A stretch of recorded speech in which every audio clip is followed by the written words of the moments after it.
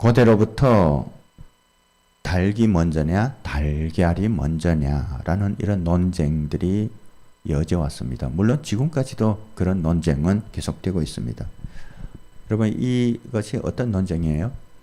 인과관계 딜레마에 관한 논쟁입니다.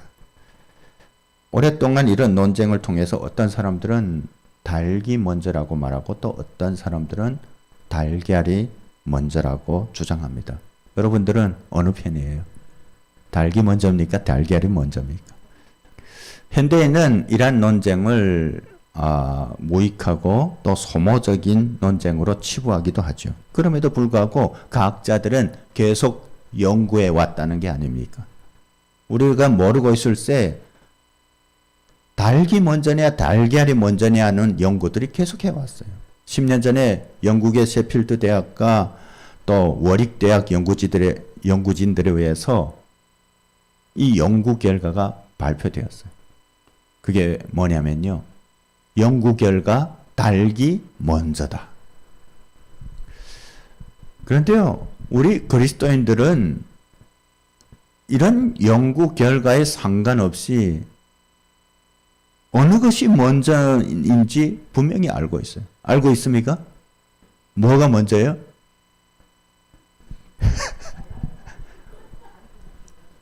성경에 그 근거가 있습니다. 창세기 1장 21절에 보면 하나님이 큰 바다 짐승들과 물에서 번성하여 움직이는 모든 생물을 그 종류대로 날개 있는 모든 새를 그 종류대로 창조하시니 하나님이 보시기에 좋았더라. 그래서 노아의 방주 사건 때 보면 암수 한 쌍씩 이렇게 다 엮는 것을 볼 수가 있어요.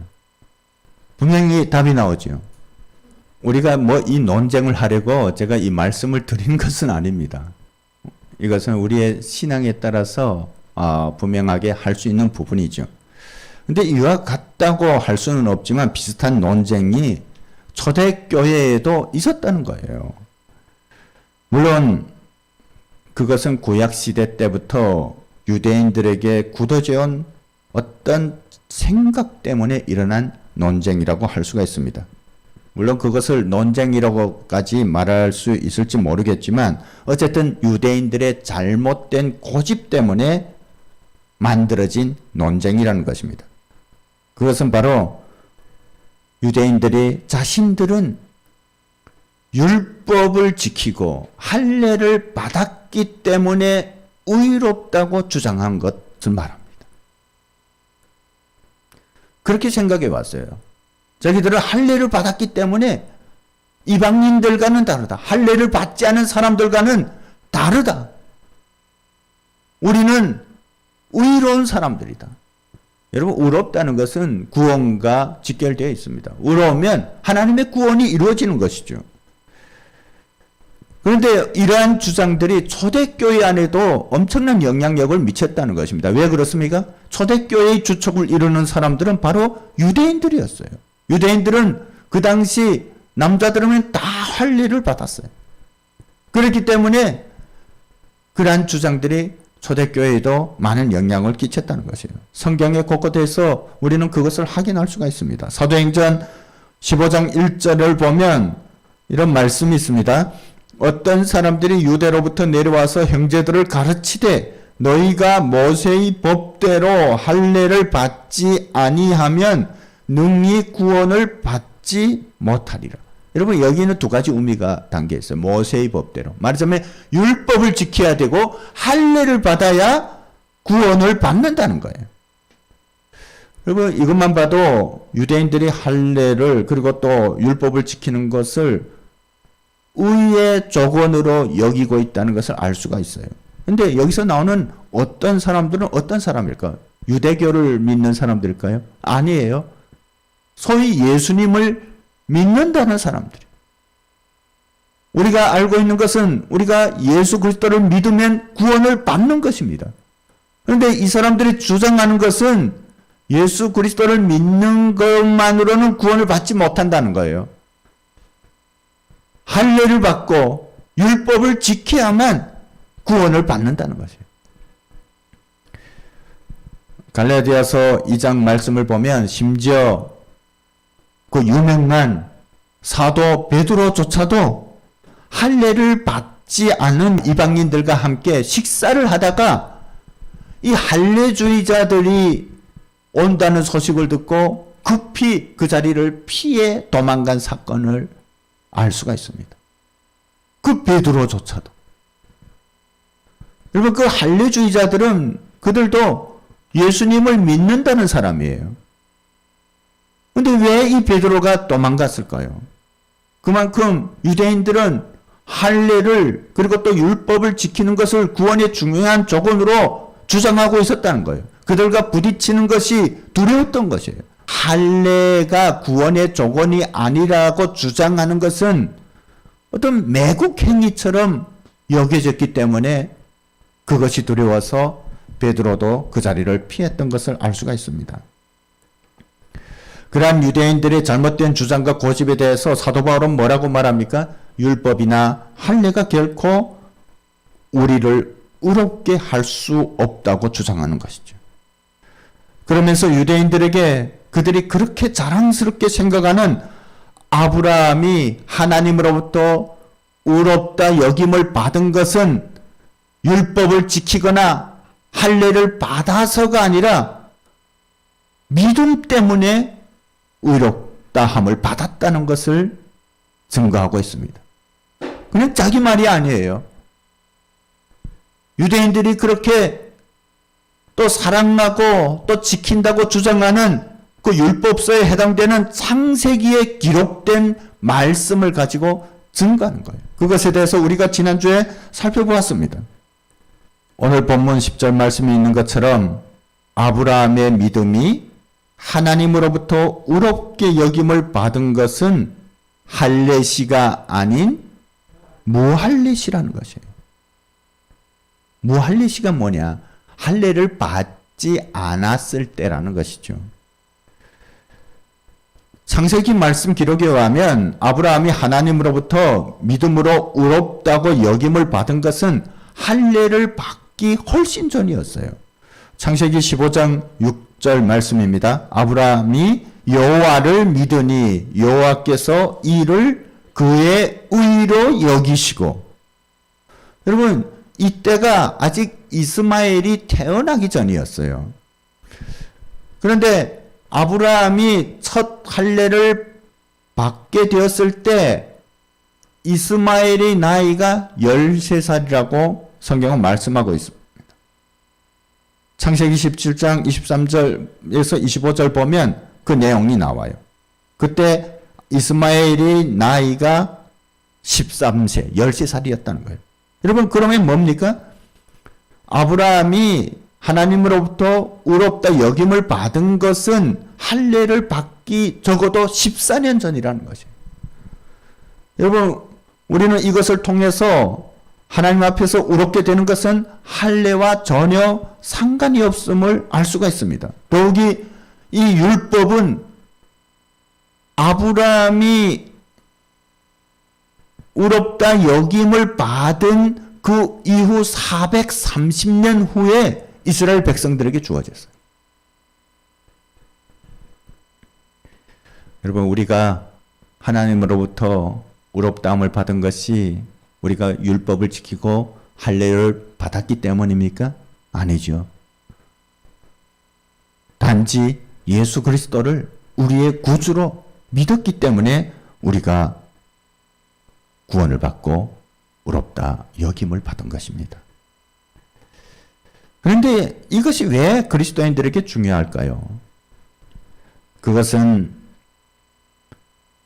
아브라함에게 내려진 하나님의 복의 범위를 정하기 때문입니다. 유대인들은 아브라함이 자신들의 혈통적인 조상이기 때문에 아브라함의 복이 자신들에게만 해당된다고 주장했습니다. 하나님께서는 아브라함에게 약속을 하셨습니다. 물론 거기에는 많은 의미를 내포하고 있습니다. 하나님께서 우리에게 주시는 은혜들, 구원들, 그 소망들, 그 모든 것이 하나님의 언약입니다. 아브라함이 하나님을 믿음으로 인해서 하나님의 그 약속이 주어졌다는 거예요. 그런데 하나님께서 그때 약속하신 것이 있습니다.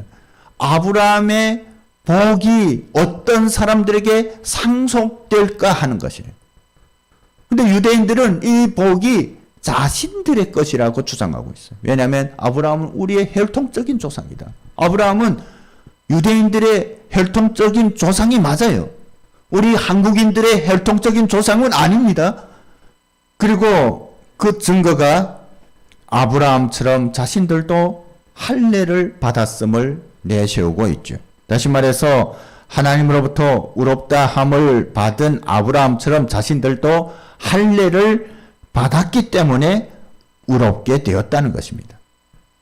하지만 사도 바울은 하나님의 말씀을 근거로 하나님께서 아브라함이 할례를 받았거나 율법을 지켜서가 아니라 그의 믿음을 의로 여기셨음을 증거하고 있는 것입니다. 그런 이유 때문에 아브라함의 복이 할례를 받은 유대인이든 할례를 받지 않은 이방인이든 할 것 없이 예수 그리스도를 믿기만 한다면 똑같이 주어진다는 것을 증거하고 있는 것이에요.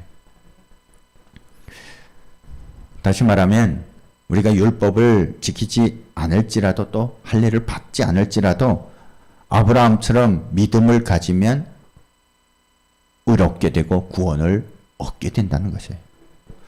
여러분, 그렇다면 그런 질문을 할 수가 있죠. 유대인들은 그렇다면 그것에 대해서 이런 반발을 할 수가 있습니다. 할례가 무슨 의미가 있냐 하는 것이. 왜 하나님께서 이렇게 무의미하게 보이는 할례를 우리에게 허락하셨냐 하는 것이죠. 그런 질문을 충분히 할 수 있지 않겠습니까? 그에 대한 대답이 오늘 본문 11절에 있습니다.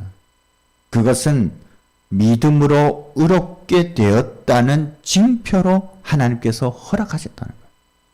할례를 받았기 때문에 의로운 것이 아니라 의롭게 되었기 때문에 그 징표로 할례를 허락하셨다는 거예요. 여러분, 그것이 무슨 의미냐면요. 아브라함은 그 믿음 때문에 하나님으로부터 의롭다 함을 받았어요. 여김을 받았어요. 그리고 그 믿음의 징표로 의롭다 함을 받은 징표로 할례를 허락하셨습니다. 그리고 아브라함 이후의 모든 세대들에게 할례를 받을 것을 명령하셨어요. 왜 그렇습니까? 그 다음 세대들은 이 할례를 받음으로 그 징표를 보고서 우리의 믿음의 조상 아브라함을 기억하게 하기 위해서요. 아브라함이 하나님으로부터 의롭다함을 받은 것은 믿음 때문이구나 하는 것을 기억하고 우리도 아브라함의 믿음을 본받아서 하나님 앞에 의롭다함을 받게 하기 위해서 할례를 주셨다는 거예요. 여러분, 할례를 받음으로 의롭게 되는 것이 아니라 할례는 의로움에 대한 징표라는 것입니다. 유대인들이 의롭다함을 받을 수 있는 것은 아브라함의 믿음을 가질 때 가능하다는 것이에요. 때문에 할례를 받았든 받지 않았든 누구라도 아브라함의 믿음으로 예수 그리스도를 믿는다면 그 사람이 바로 아브라함의 복의 상속자, 언약의 상속자, 은혜의 상속자가 된다는 것입니다. 또한 그와 같은 믿음으로 인해서 16절 말씀처럼 아브라함은 모든 믿는 자들의 조상이 되었다는 것이에요.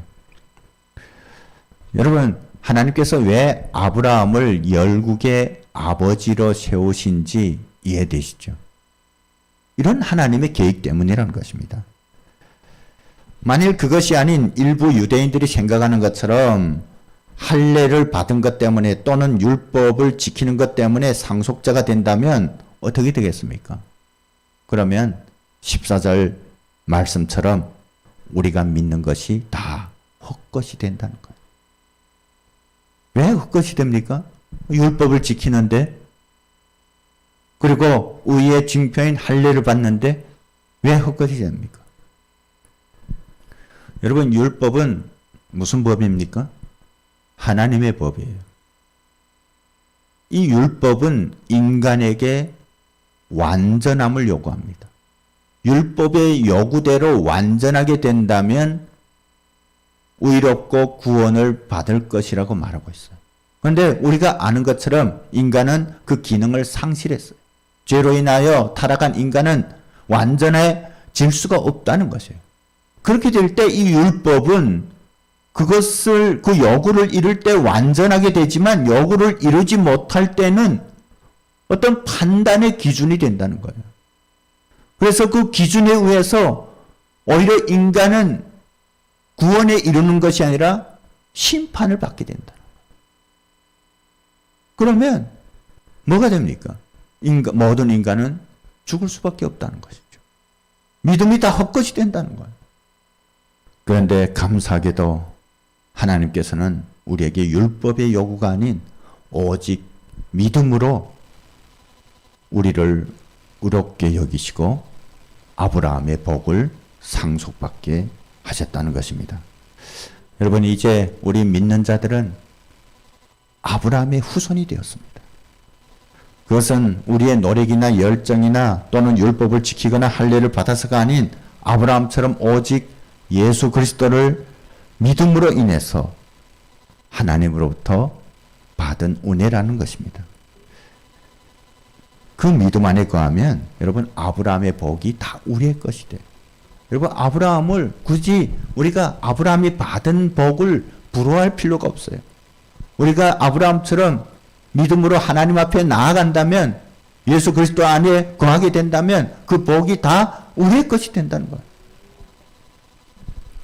많은 사람들이 가지기 원하는 어떤 자격을 얻는 것은 쉬운 일이 아닙니다. 그렇죠? 엄청난 경쟁력을 뚫어야 합니다. 그리고 얼마 전에 우리나라에 대통령 선거가 있었어요. 그리고 또 6월 1일에 지방선거가 있습니다. 그냥 올라가는 게 아니죠. 엄청난 경쟁력을 뚫어야 하는 것입니다. 그야말로 하늘의 별따기라고 할 수가 있습니다.